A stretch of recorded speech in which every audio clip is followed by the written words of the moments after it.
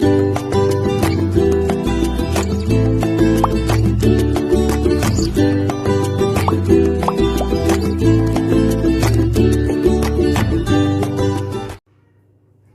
guys! Happy New Year po sa lahat.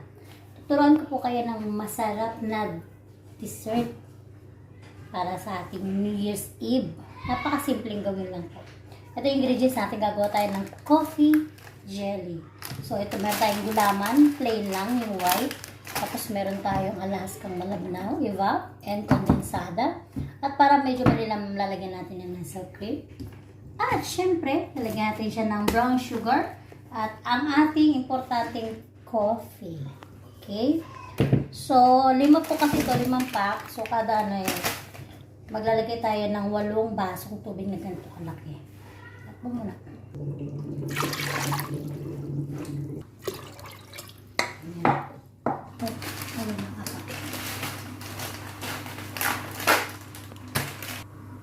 Okay guys, so 8 basong ganito kalaki sa apat na gulaman. Ito lang.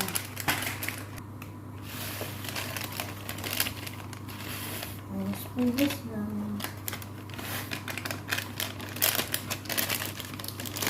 Ayan. Na natin yung isa. Gawin na natin yun. Kung gusto nyo na medyo matigas-tigas yung yung gulaman, 1 piraso lang na tubig ang ilagay nyo. Pero kung gusto nyo medyo malambot talaga yung jelly. Yan, nagdaganin nyo yung tubig. Tignan nyo yung 10 baso. Yan. Pag gusto nyo ng matigas, medyo, kasi gusto ko yung medyo matigas. Tapos maglalagay tayo ng half cup ng sugar, brown sugar. Ayan. Halo-halo lang. Halo-halo lang. Ihalo-halo lang. Ihalo-halo mo. Tapos makikita tayo ng kape. Siyempre, kailangan lapit na ng yun ang kape. So, depende sa inyo. Kung gusto nyo na medyo dark, pwede kayong maglagay ng 3. Pero kasi ano lang ako, 1 kalahati lang. Yan. Baka hindi na makatulog yung ininom nito. Kasi ang dami nito, 1 kalahati na to. Pag 2 full mo pa yan, naamoy ang aroma ng kape. Naamoy ang aroma ng kape. Tingnan niyo, sama-sama to ba? Halo-halo lang, sama-sama together. Walang hiwalay, walang maghihiwalay. Yan. Tapos so, habang nakasalang siya, luluin natin kasi magano yan. Lutuin natin yung gulaman.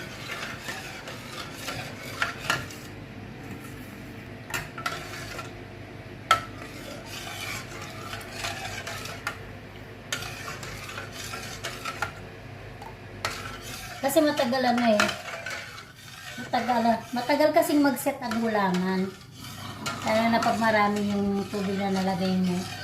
So ako nilalagay ko 8 baso.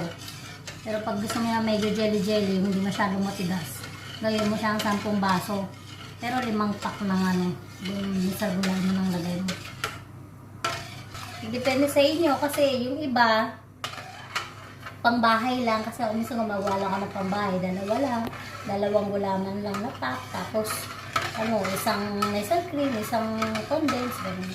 Pero syempre pa, may okasyon tayo ngayon, kaya medyo medyo marami. Yun, party. And the coffee, and the sugar, and the coffee.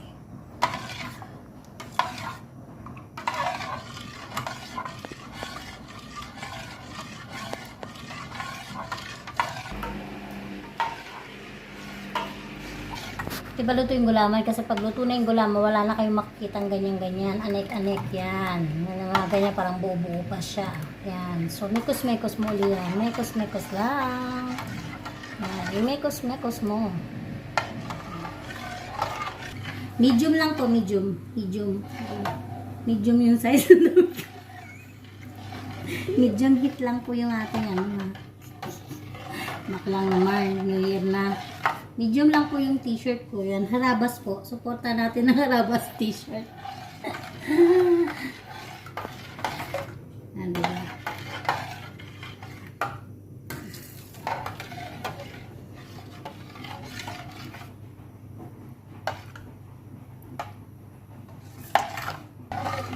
Ayan. Pagka hinalo mo siya, tapos medyo parang ano na siya,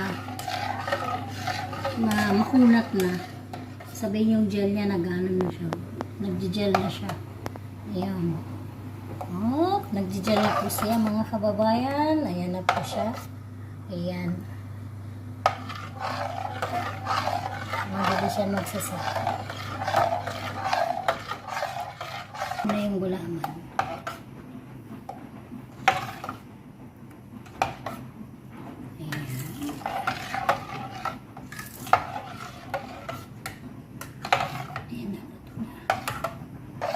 Kaya pag ganyan siya luto na yung gulaman, no? See, nag-ano na. Yan. Sabihin luto na siya. So, papatayin na natin. Papalamigin na natin yung ating coffee jelly. So, ito yung jelly na may coffee. Yung shoutout po dun sa nagtatanong ko paano gawin. So, ito na po siya. Nakalimutan ko pangalan niya pala. Yan. Bakit po kailangan natin lagyan ng asukal at saka ng ano, ng sukal at saka ng ano yung bago natin lutuin para yung gelatin, katulad yan yung gelatin, ito na siya. Jelly na siya. May lasa na. Mabilis siya mag-set off. Set na po yan. Palamigin lang natin tapos i-plan ko na siya. Rates. Yan na guys. Natapos na yung ating gulaman. Ayan. Nahiniwa ko na rin siya. Ayan. Ayan. Gawin na natin siya. Sasama-samahin lang natin itong lesser cream. Ayan. All-purpose cream.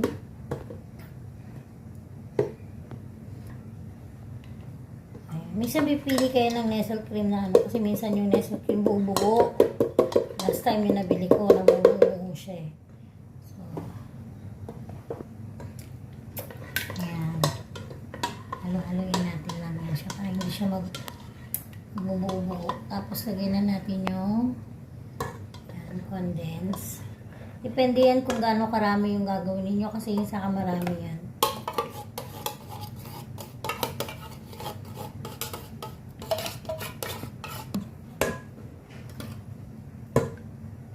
Dalawang condense saka dalawang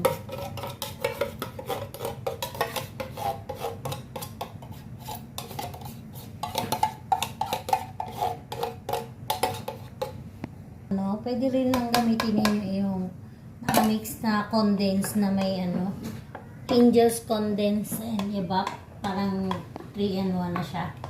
Pwede rin yun ang gamitin niyo. Pero kasi ako nung tinry kong gamitin yun, gumamit pa rin ako ng condense. Ayan. Halo-haloy lang natin sa mag-mix yung evap, tsaka yung ano.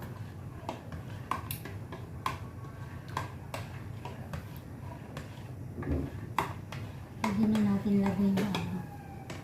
Pwede na natin ilagay yung ating gulaman bago natin ilagay yung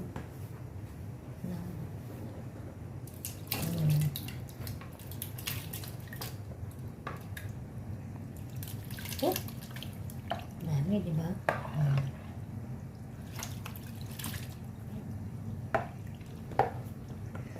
Haluan namin niya. Ayan. Para malasa na siya.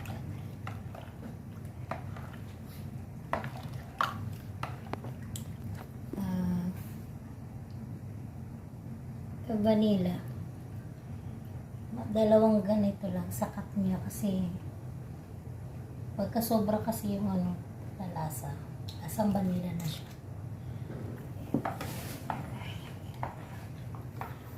Halo-halo lang. Ayan. Tapos ilalagay na natin yung evap. Yun na siya, guys. Ganyan lang siya. Tapos, manin nyo kasi, kung sa akin tama na yung ganito, hindi masyadong matamis. Kasi iba gusto na matamis masyado. Okay na sa akin yung ganito. So, dalawang evap, dalawang condense, dalawang Nestle cream. Dagan nyo siya ng kape para mas maglasa siyang coffee. Kasi coffee jelly nga, di ba? Ayan, tinisuli siya ng kape. Isang kutsara is enough.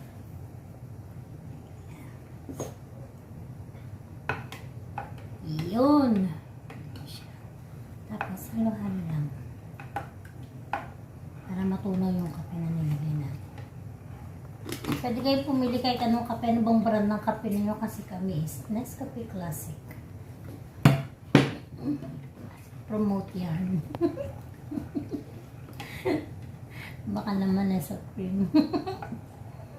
Ayan na.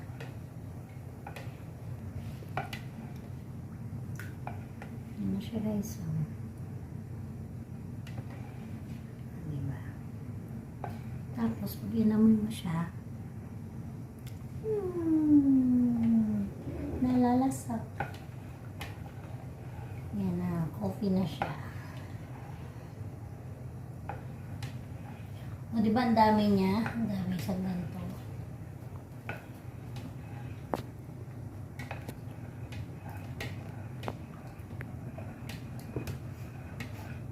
Ito na.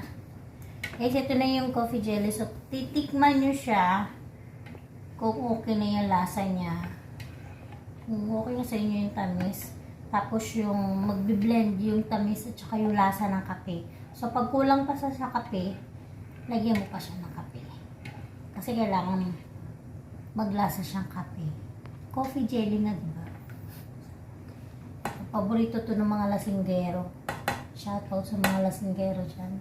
Here's your coffee. Yan, sasali na natin siya. Mamimekos mo po sa sali natin. Oops. Iho ka? Gusto mo?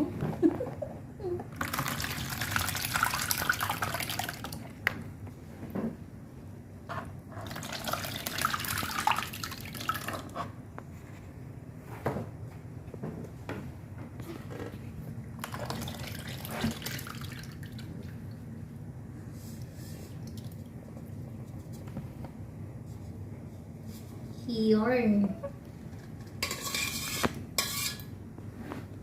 Ayusin natin ito. Medyo nakakisa.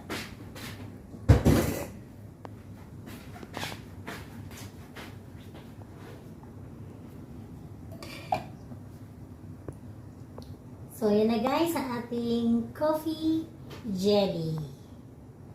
Yan. Sana magustuhan nyo. Turo ko kayo next time naman ng ibang masarap na